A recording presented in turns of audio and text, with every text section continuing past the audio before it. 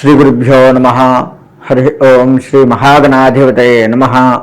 శ్రీ మహాలక్ష్మీ నారసింహదేవతాయే నమో నమ. మనకి ద్వాదశ రాశుల్లో ఏ రాశి ఎట్లెట్లా ఉంటాయి, వాటి ఫలితాలు ఎట్లా ఇస్తారు, ఏమిటి అని తెలుసుకోవడం అనేది మనకు ఉత్సాహంగా ఉంటుంది. తద్వారా ఏంటయ్యా అంటే, ఏదైనా ఇబ్బంది కలిగేటువంటివి వచ్చినట్లయితే వాటిని జాగ్రత్త చేసుకుంటూ ఆ ఇబ్బంది నుంచి బయటపడటానికి కోసమే మనం ఈ రాశి ఫలాలు చెప్పుకుంటూ ఉంటున్నాము. ద్వాదశ రాశుల్లో కుంభరాశి వారి విషయానికి వస్తే, ఈ రాశి వారికి అన్ని రంగాలుగా ఇబ్బందులే కనబడుతూ ఉన్నాయి. చికాకులు ఎక్కువగా ఉన్నాయి. నోటి దుల వల్ల వీరు కొన్ని కొత్త చికాకులు కూడా తెచ్చుకునే ప్రమాదం మనకు కనపడుతూ ఉంది. కాబట్టి ఆర్థికపరమైనటువంటి సమస్యలు కూడా కనపడుతూ ఉన్నాయి. కాబట్టి మనం మాట్లాడే ప్రతి మాట కూడాను ఆచితూచి మాట్లాడటము, ఎదుటివారు చెప్పింది జాగ్రత్తగా విని దానికి అనుకూలంగా మసలుకోవటము చేయడం ఈ రాశి వారికి ఎంతైనా మంచిది. ఇక ఈ రాశి వారు ముక్కుసూటిగా ఉంటూ ఉంటారు. అది కొంత ప్రమాదానికి దారి తెచ్చే అవకాశం కనపడుతూ ఉంది. ఈ రాశివారు వ్యవసాయ రంగాన్ని లెక్క వేసుకుంటే, వ్యవసాయ రంగంలో కూడా మీరు తొందరపడి చేసి ఎందుకైనా మంచిది అని చేసే ప్రయత్నాలు ఏవైతే ఉన్నాయో తద్వారా కాస్త నష్టం కలిగించే అవకాశం ఉంది. కాబట్టి చుట్టుపక్కల ఉన్నటువంటి వారి సలహాలు తీసుకొని ఏదైనా వ్యవసాయపరంగా ఇబ్బంది కలిగితే చుట్టుపక్కల వ్యవసాయదారుల సలహాలు తీసుకొని 1-4 సార్లు ఆలోచించుకొని వ్యవసాయం చేయటం ఎంతైనా మంచిది. ఉద్యోగాలు, ప్రమోషన్లు తప్పవు. అంతేకాకుండా ఉద్యోగాల్లో ఖచ్చితంగా మీకు వ్యతిరేక భావన కనపడుతూ ఉంది. కాబట్టి ఉద్యోగ విషయంలో కూడాను మీరు జాగ్రత్త వహించి ముందుకు వెళ్ళడం మంచిది. అంటే ప్రతి వారితో కూడాను అనుకూలంగా ఉంటేనే మీరు ఆ ఉద్యోగంలో నిలబడుతూ ఉంటారు. కాబట్టి ఆ విధమైనటువంటి జాగ్రత్త, అంటే ప్యూన్ దగ్గర నుంచి, అంటే మనకంటే చాలా చాలా చాలా చిన్న స్థాయి వారి దగ్గర నుంచి మనకంటే చాలా చాలా చాలా పెద్ద స్థాయి వాళ్ళ వరకు కూడాను ఇబ్బంది పెట్టే అవకాశం ఉంటుంది. వారి వల్ల మీరు ఇబ్బంది పడే అవకాశం ఉంటుంది.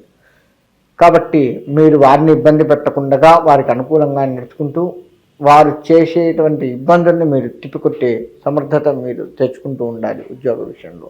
ఆ విధంగా ఉంటేనే ఉద్యోగంలో కాస్త ఈ నెల ఫిబ్రవరి నెల మొత్తం కూడాను ఇబ్బంది లేకుండా బయటపడే అవకాశం ఉంటుంది ఉద్యోగస్తులు. ఇంకా వ్యాపారం విషయానికి వస్తే, మీరు చేసే ప్రతి వ్యాపారము కూడాను కాస్త నష్టాల బాట అంటే ధనం వస్తుంది. నష్టాల బాట అంటే ధనం వస్తుంది, కానీ ఆ ధనము మళ్ళా పెట్టుబడి పెట్టకుండా అయ్యేట్లుగా అవుతుంది. తద్వారా నష్టం వస్తుంది. అంటే మీకు ఇటు ఇంట అటు బయట వ్యాపారస్తులకి 2 రకాలుగా కూడాను ఇబ్బందులు పడుతూ ఉంటారు.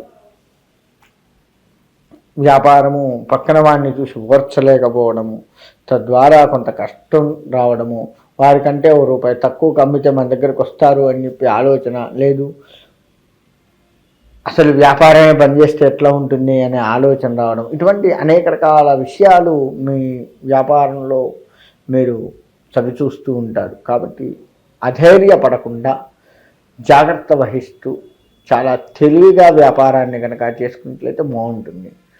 అంటే ఇప్పుడు మరి తెలివిగా చేసుకుంటేనే కదా వ్యాపారం చేస్తున్నాము అంటే ఇప్పుడున్న తెలివి సరిపోదు.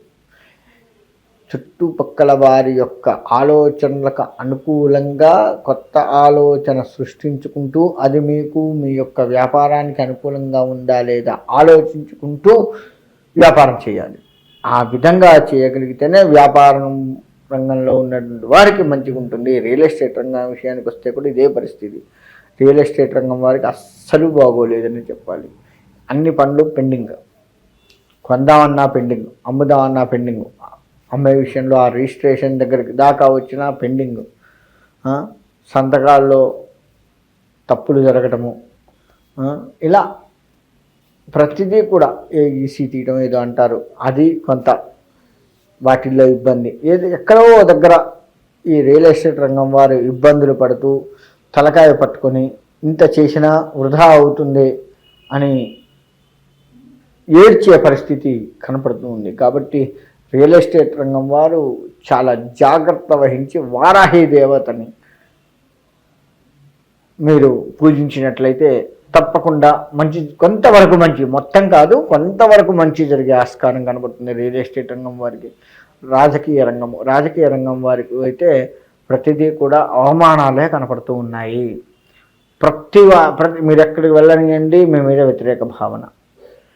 మీరు ఎంత చిన్న స్థలానికి వెళ్ళినా, ఎంత పెద్ద స్థలానికి వెళ్ళినా సరే రాజకీయ పరంగా మీకు అవమానాలు, చిన్నవాడు పెద్దవాడు అందరూ కూడా మీకు వ్యతిరేక భావన కనపడుతుంది. ఏంటి ఈ పరిస్థితి అని ఆలోచిస్తూ ఉండే పరిస్థితి ఈ రాజకీయ రంగం వారికి కనపడుతూ ఉంది. కాబట్టి ఈ రాజకీయ రంగం వారు కూడాను శత్రు బాధల నుంచి బయటపడితే ఎలా ఉంటుంది అని ఆలోచిస్తూ ముందుకు వెళ్ళటం ఎంతైనా ఉత్తమం. ఆ విధంగా చేసినట్లయితే రాజకీయ పరంగా కాస్త ముందుకు వెళ్ళే అవకాశం మంచిగా ఉంటుంది. రాజకీయ పరంగా వచ్చింది ఏంటి అంటే శుక్రుడిని బాగా ఆరాధించండి.